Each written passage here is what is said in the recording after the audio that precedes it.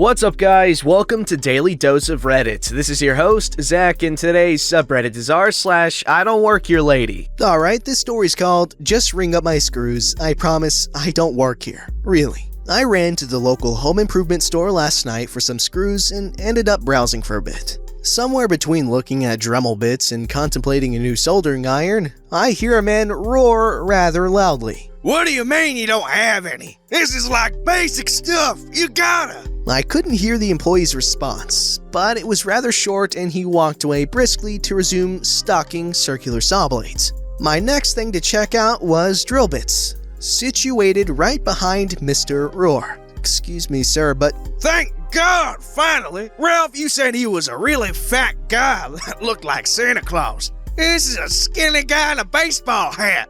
I don't work here, I say with a smile. Well, crud. He started laughing and then got a lot quieter. Sorry, man, I was just giving my cousin a hard time. Am I in your way? Yeah, just wanted to peek at the rack behind you. I can't believe they don't have any easy outs. I'm just trying to get a broken bolt out of my lawnmower and... They're on the bottom, right there. What? I scoot Mr. Roar away from the rack and grab a set of screw extractors for him. Man, I knew Ralph doesn't normally work in this department, but he told me they didn't have any. Doesn't matter, though. These are too small. Oh, there are bigger ones over by the sockets. Huh? Why aren't they all in one place? These are for home improvement. The ones over there are counted as mechanics tools. Come on, I'll show you. I lead Mr. Roar over to the sockets, point to what he needs, and begin to walk away to check out. Ralph! He found him! I continued my beeline for the cashier. It failed. Just as she started her spiel on how to use the credit card terminal, Mr. Roar clapped me on the shoulder as he passed by to leave empty-handed. Thanks again. It's good to know that at least store management knows what they're doing. The credit card terminal went blank. Sorry, sir, I didn't recognize you. I don't work here. You don't have to work at this location. The discount is for all company employees. I don't work for your company. Are you sure? Yep, because the company policy says, just ring up my screws. I promise I don't work here. Really. Well, that was a nice story. I always love loud but polite people. Like, I guess loud wouldn't be the right word. Obnoxious but polite people. They're fun. Annoying but really fun and usually nice, like I said. And kudos to this dude for being honest about not working there. I know a lot of people would have accepted that discount. Alright, this story is insanely long, and it's called Woman Mistakes Me for an Employee, Throws a Tantrum, among other things. Recently, I went to a grocery store. The store is a popular chain in my area. Most of the employees wear reddish polo shirts with black aprons or vests over them. Some just wear unbranded dress shirts or have dress codes unique to their department, like the coat worn by people in the meat department. I was wearing a black polo with a small logo for my occupational therapy clinic. This must have confused one of the other customers. I was picking up some ingredients for a bake sale going on at the grade school my girls attend. My wife was not only the organizer, she was baking 4 items to include in the sale. Since she was at home preparing cookies and brownies, I was sent to get more essentials like sugar and frosting. In the baking aisle, I was kneeling down to reach the large bags of sugar that are always on the bottom shelf. I was reaching towards the back of the bottom shelf since there weren't many bags left. While doing this, I was being careful to not overexert my right hand since I recently had to get stitches and it still hurt. I cut it with a razor while helping to set up a neighborhood haunted house. That's when I heard a high-pitched voice say, "I'll find it myself." I thought the voice was unnecessarily loud, but didn't really give it a second thought as I grabbed the bag and lifted it up to my cart. I placed it on the handle on top of the cart for a moment to give my hand a rest when a woman grabbed the bag off of my cart, put it in her own, and said, "Great, I don't have to go looking for it now." It was the same voice, and before I could react, she happily walked away and was out of sight as soon as she turned at the end of the aisle. There was nothing for me to do but bend down again and start the process over to get the last bag of sugar. After getting butter and eggs from the back of the store, I went through the condiments aisle to get to the front.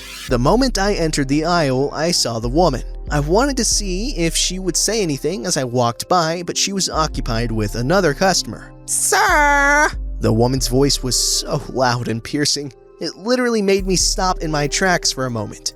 "Could you please help me reach the ketchup? I need ketchup!" She pointed to the top shelf that held the larger sizes of ketchup bottles. She didn't see me yet. She was speaking to an elderly gentleman who was walking with the aid of a cane. "They're too far back," the woman exclaimed. "I wish I could help you," the man replied, "but I don't think I'll have any more luck than you." The man wasn't much taller than the woman. "But I can't reach the ketchup and I need it." Fearing that she would not leave the man alone, I stepped in. "I'll get the ketchup for you, ma'am."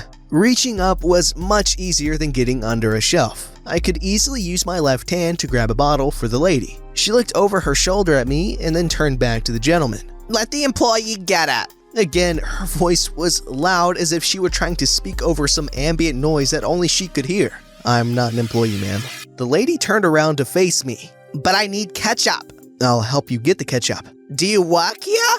"No." "Why do you want to get the ketchup?" "I don't want any ketchup. I'm trying to help you." "I need ketchup." She pointed to the top shelf again. "I know," I said, failing to hide the frustration in my voice. I had to reach over her outstretched arm, but I grabbed the bottle that she appeared to be pointing at. I tried to hand the bottle to her, but she looked at it in my hand and said, "That's not big enough. I need big ketchup." I sighed and put the bottle back before picking up a 64-ounce bottle. "The lid is on top," the woman whined. "What?" I asked, thoroughly confused. "The lid is on the top of the ketchup. I need the ketchup with the lid on the bottom." "You said you wanted the big one. There are only two choices. A 64-ounce bottle with the lid on top or a 32-ounce bottle with an inverted lid." "I need the big ketchup with the lid on the bottom." I summoned patience I didn't know that I had. "Perhaps you should get 2 of the 32-ounce bottles with the lid on the bottom." I put the larger bottle back and picked up the inverted ketchup bottle. When I held the bottle out for her to take, she just stared at it. So I put it in her cart next to the large bag of sugar and grabbed a second bottle. This one she took from me. "I need the big ketchup!" This time, the woman really yelled. "This isn't the big ketchup! I need the big ketchup!" She drew the attention of the entire store, including several employees that curiously looked in from the end of the aisle. "I'm sorry," I said. "I don't think I can help you with your ketchup problem anymore." As I reached for my cart, the woman threw the bottle of ketchup at me. I reacted by deflecting it away with my sutured hand. Ugh! I exclaimed in pain. The bottle went flying into the shelf on the opposite side of the ketchup display with a loud cracking sound. Ketchup sprayed all over the products on the shelf. The lid of the bottle had cracked and broke off on impact. "What's going on here?" A woman who appeared to be the manager stepped up from behind the other employees. "He doesn't work here!" the obnoxious woman yelled. "Ma'am, calm down," the manager said, trying to get the lady to quiet down. "Tell me, he acts like he works here!" The woman started pointing at me. "He doesn't work here! Employees should help the customers! He doesn't work here!" I tried to ignore the lady and inspected my hand. It was painful, but no serious damage. "No, he doesn't work here," the manager said calmly. "He followed me through the store and pretended to work here."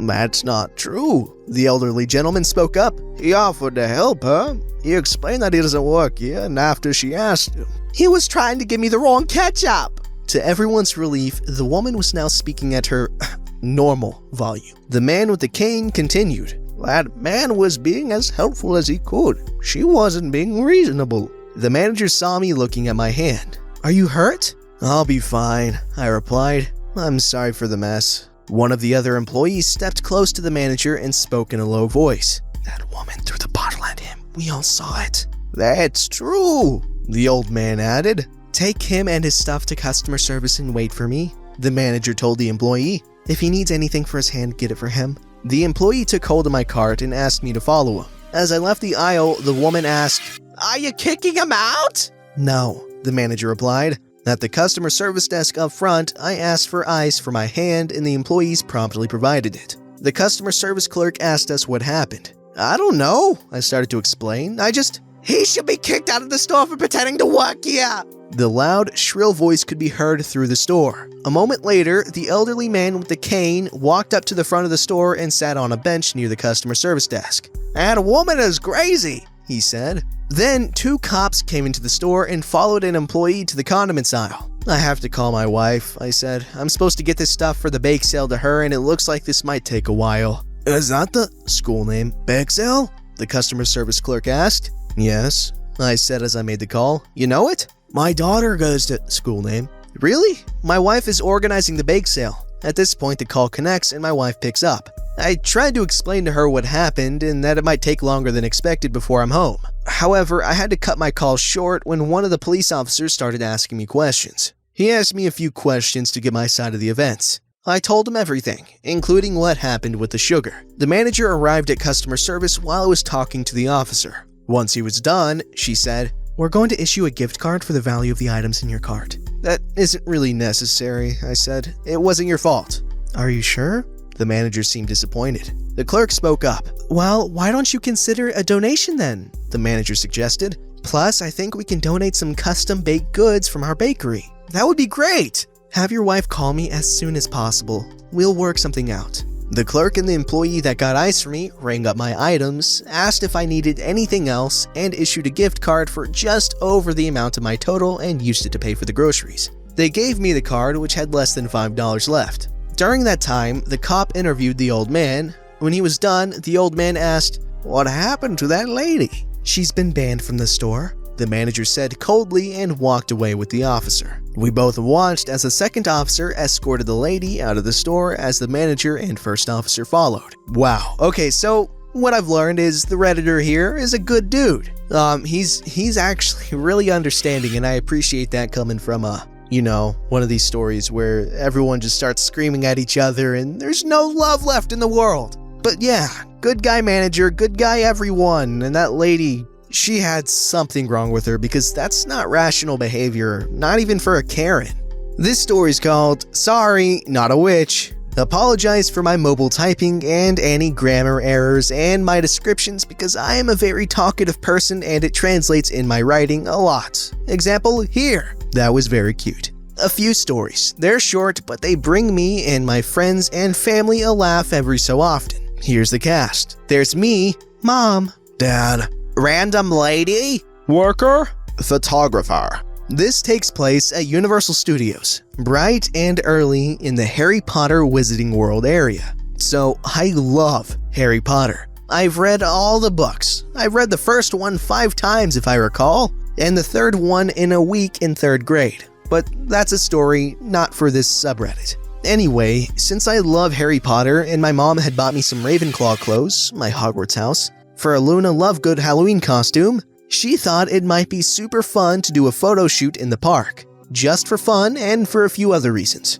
My grandpa had just died recently and we were all very sad because of this. So my mom bought a wonderful sign saying something along these lines, "Those that love us never truly leave us," for me to hold in the shoot. Some very important details. At the time, I was a teenager, around 13, 14 years old. We had paid a woman my mom knew to do my makeup, which meant at 4 a.m., my hair and makeup were done and I was dressed up in my costume ready to go to the park. I looked a lot older than I really was. The makeup was amazing and I was so excited for this. We got to the park early, but not totally people-free, which was fine because we didn't mind the amount of people. It just meant we had to be careful with pictures and that we weren't disturbing guests. We ourselves were guests at the park and could be there, but it would be rude to try and take advantage of that unfairly and all. Scene 1.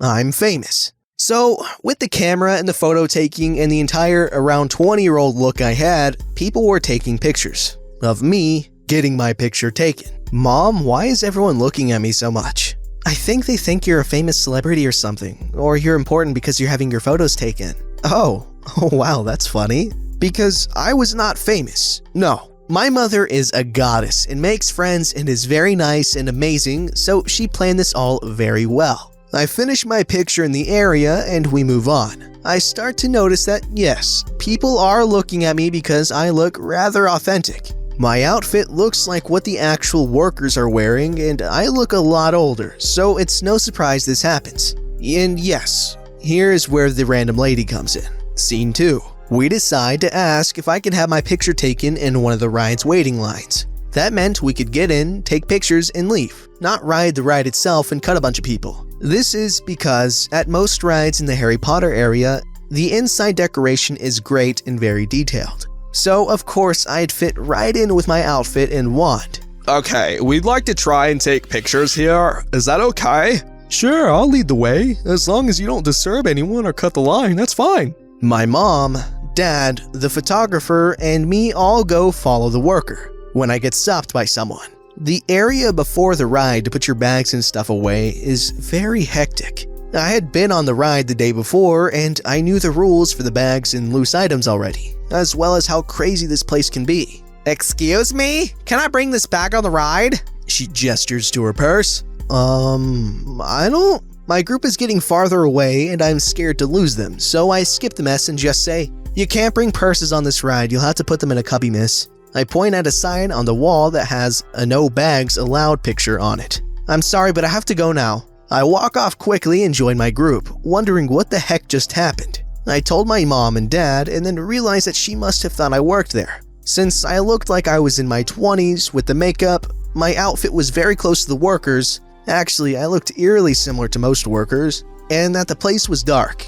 Anything that said I was a teen was unseeable in this little room. So we all had a laugh, and later in the room, I got a lot of stares for the picture taking and got very flustered. I'm not good with open staring if I know it's happening, and whoever is staring is close or I can't see them. Which is a little odd since I'm doing this photo shoot, but whatever. I knew the people doing my pictures better, so I didn't mind them. It was their job after all. Haha, oh no, my butt fell off. And that's it. Overall fun and simple despite my rambling description of what the heck everything was. And the pictures from that area were really fun to shoot. This story is really fun to talk about when I tell friends and guests about the shoot if they ask, because I'm a little known for being assumed older. And the more it happens, the better it gets really. Haha, oh no, not again. Alright, this story didn't have the usual Dragon Ball-esque screaming and fighting and transforming into hideous monsters and all that jazz. No, this story was wholesome, it was cute, and I liked it a lot. The writing was good, and like the whole subject matter was just precious. I really liked this story, wow. Don't forget to like, subscribe, and hit that bell to never miss an episode.